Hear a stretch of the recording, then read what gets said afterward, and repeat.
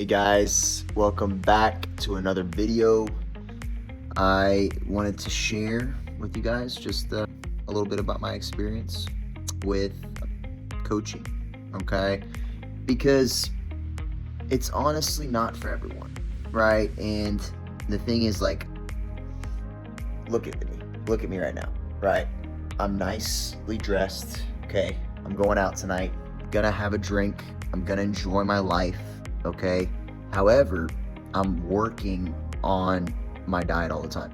I'm working on staying disciplined, waking up at the same time every day, and making sure that I'm prioritizing my sleep, my diet, my routine. And that's the thing, guys. You know, as a coach, I have to live by example. Even though I'm going out tonight, I'm only gonna have one drink, and it's not gonna be the end of the world, right? Because I am in control of myself. I have self-control. Now, that is the thing. That is the thing, guys, right? The biggest issue I've seen with all my clients at some point is just one of those areas, right? Overindulging, or just lack of discipline to follow through with the routine, or, you know, people getting in the way of their routine, right? These are the biggest problems I see. Now, how do you face these problems, right? These are initial problems that I've seen, right? These aren't just lasting problems, because we address these right away and we tackle them.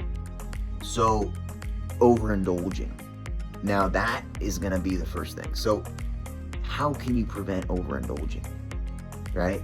Well, first of all, don't have sporadic sleep schedules. Because if you have sporadic sleep schedules, you're going to feel tired some days, and you being tired is going to make you want to crave more sugar, more comfort food, because you're not prioritizing that, right? Even if you take a short nap, that would be better on the days you don't sleep well, right? Because you got to listen to your body. That's another thing, right? Listening to your body and knowing when to rest and not train is a huge indicator. You know, just, and how do you do that? Well, that is actually something you just need to feel out yourself, okay? And honestly, you can do it pretty easily.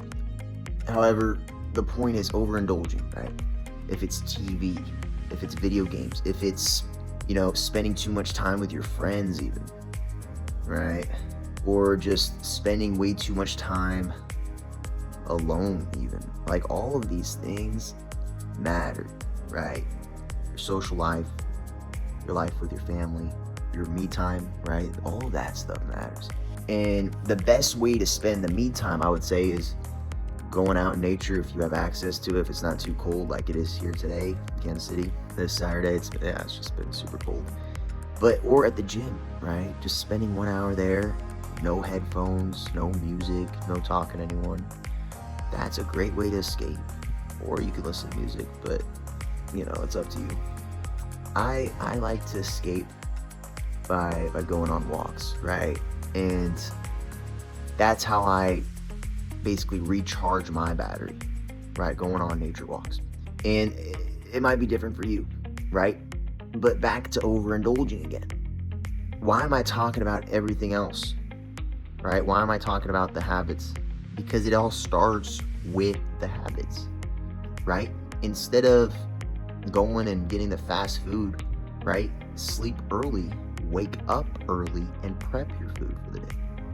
That is a solution right there in itself. Instead of watching your favorite TV show for an hour and a half at night before bed, just watch 30 minutes before bed, right? These are things you can sacrifice for the short term, for the long-term goals, right?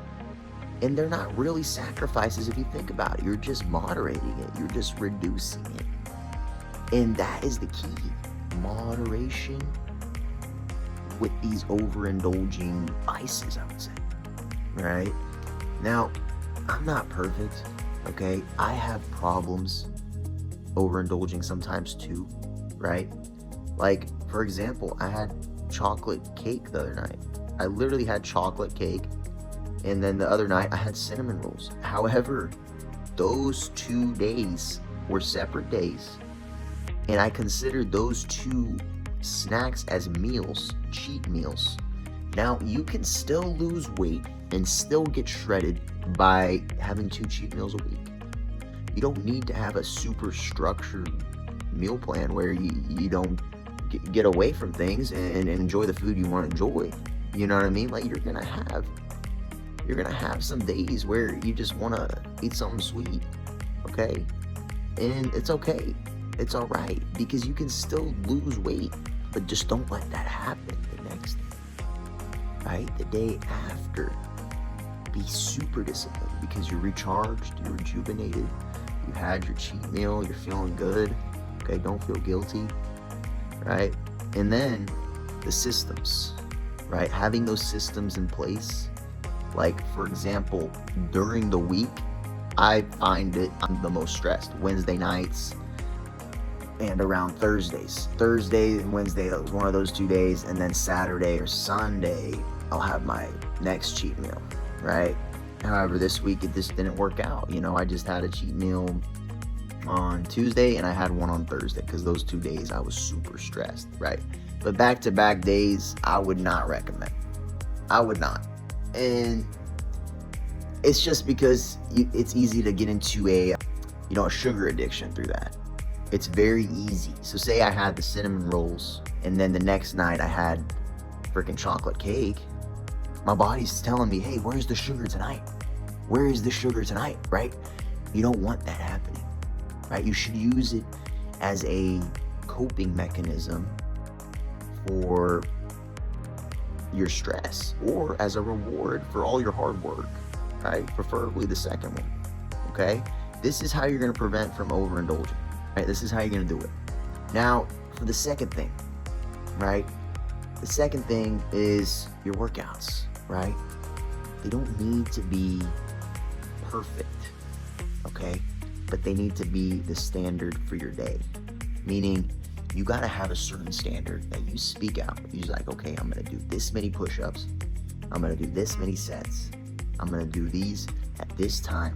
And when you say that to yourself and you actually execute on that and you do it, oh my goodness, the fulfillment level is insane. You feel so good afterward because you actually did what you said you're gonna do that day. But say you just, you've had such a busy freaking day and you tell yourself you're gonna spend 2.5 hours in the gym, which is absolutely ridiculous, by the way. But, I'm guilty of it. I've done it multiple times. However, the point is, you don't have that much time to be in the gym.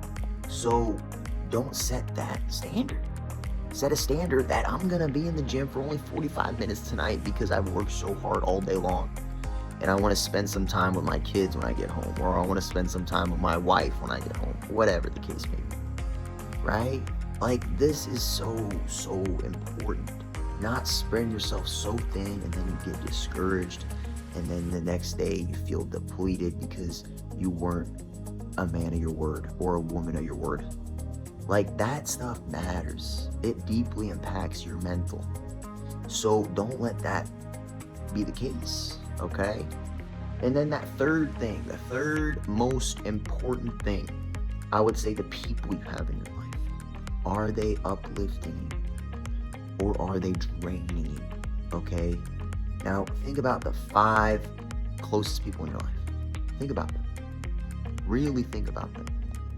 Are they moving you forward in your fitness journey? Are they making you a better version of you? Now, if that answer is no, how are you going to limit the time with them? Well, it's simple. Just don't talk to them. It's that simple. Okay? Well, what if I can't, Aaron? I live in the same house. Well, you can still dictate how much you say. You can still dictate when you're gonna set your standards. Are you gonna set some boundaries with them? Are you gonna talk to them and say, hey, this is my new life, this is how I'm gonna live? Or are you gonna just let them walk all over you, these people? Okay, these could be your closest friends, family. This can be, co-workers. right? Setting those boundaries is going to be huge. And that is what's going to set you apart from the old version of yourself. And they're going to be like, hey, Aaron, what's going on? You know, we used to go to McDonald's every Wednesday night. We used to go and get drinks every Wednesday night. What's going on, Aaron? What are you doing? What are you doing? Why don't you want to go out anymore? Why don't you want to, go get some pizza sometime, like we used to, right? Now, I'm just giving you guys examples, right? It could be anything, but just keeping that focus on yourself and doing things for yourself is going to help you mental health wise, okay? Because that's the first thing that needs to be conquered is the mind, and then the body follows, okay? It's not about losing like 10 pounds in 10 days, okay? It's not about that. The mind is the most powerful thing in the world, okay? With the mind, if you're homeless and you have the mindset of a billionaire, like you can literally, just from all the knowledge you've accumulated, you can literally become a billionaire, right? It's the same thing with your health, okay? And I'm telling you this, like if I was 350 pounds overweight, I know exactly what to do to get out of that, okay? And that's because I'm living a very healthy lifestyle. I'm living a very simple lifestyle, but I'm still able to enjoy my favorite foods and my favorite hobbies in the process. And I don't need to sacrifice anything, right?